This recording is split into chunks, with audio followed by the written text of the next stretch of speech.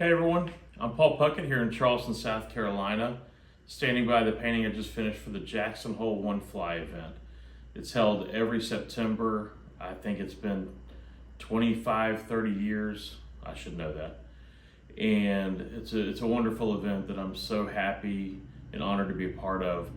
When I lived out in Jackson from 2000 to 2004, it was an event that would always kind of come in and, from my standpoint of being an angler, working in the fly shop, it kind of invaded Jackson as far as, kind of taking over our rivers, taking over our fishing. So from that standpoint, I didn't know enough about it to be fully on board with it. And since I've been away from Jackson, I've learned more about the event and what it does, and it raises a lot of money to improve waterways and certain just properties to the valley and the watershed, and it does great things for the fishing, the fish and wildlife in Jackson and the Snake River Valley. So it's such a great event, and it's so much fun to go back and see people that I haven't seen in a while. It's kind of a family reunion of sorts, and such a great place to be in Jackson Hole, Wyoming. So, but this painting is of the South Fork, and on the One Fly, normally you'll fish the upper Snake River one day, and you'll fish the South Fork one day. Sometimes it doesn't work out that way, but normally that's the case.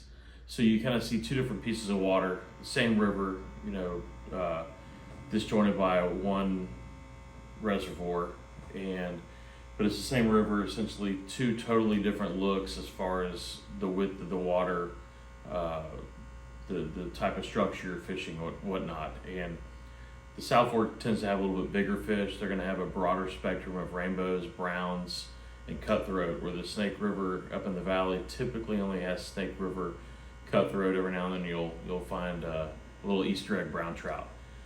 But the South Fork is incredible.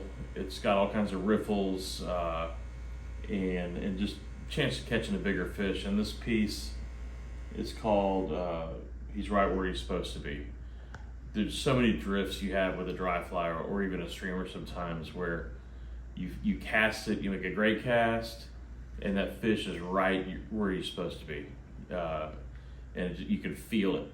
You give it a couple tugs. I fish a streamer a lot on the South Fork. Give it a couple tugs and bam, there he is. And this angler is a friend of mine, Jeff Johnson. He's rowing the boat, and this is last year during the One Fly I took this photo. So, I'm starting to try to get more comfortable with my landscapes as far as trees and mountains. I'm getting more comfortable with waterscapes as far as ocean environments, saltwater fishing is what I mainly do. So getting a chance to do trees and mountains is a little bit out of my comfort zone, but I'm starting to try to figure out. I study a lot of work by Eldridge Hardy. He's one of my favorites. If you look up his trout fishing, even some saltwater stuff, but his pieces that he's done with even bird dogs, hunting, fishing, he's the best in my opinion. But I study a lot of these guys to see how they do things, how they treat the light, how they treat the shadows. I don't want to do too much detail. I want to give more of an impression that the tree's there and just create the right shadow to make that happen.